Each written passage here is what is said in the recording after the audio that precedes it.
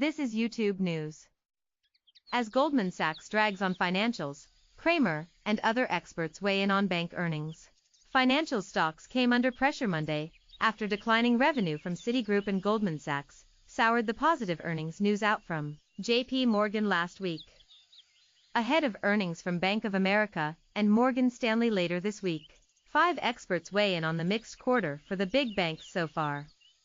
Chris Verrone, head of technical analysis at Strategas Research, said a steep decline last year should give some of these names a pop.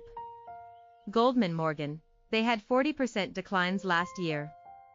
These were devastating bear markets. We think they're bottoming.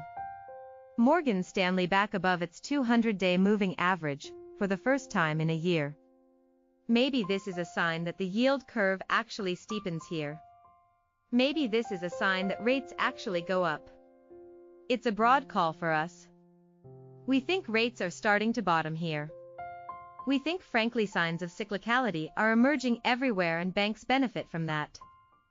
Jeffrey Hart, principal at Sandler O'Neill, said it's best to bet on the largest of the financials, and sees one winner among them.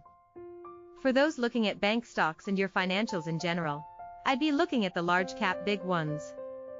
Citi is one I like a lot, and they reported this morning and actually the numbers look really good. The big thing we needed to see was consumer growth, and we saw it. They kind of delivered on the big market skepticism there. Jim Cramer, host of CNBC's Mad Money, said it was an uneven quarter with some bright spots that should continue. The key thing to recognize is March was great.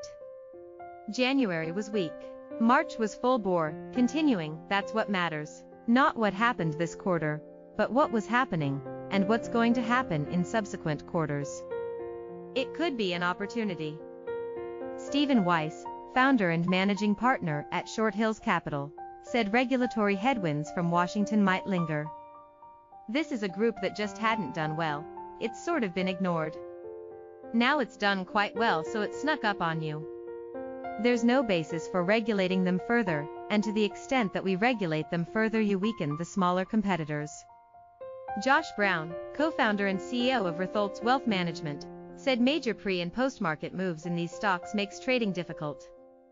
All of these post-earnings moves are happening in gaps and they're happening at night, or before the open in the morning, so they're not really allowing you to trade the news, so you kind of have to almost place 2 bets. The first is what are the results going to be, and the second is what will the reaction be, because it's going to happen prior to market hours.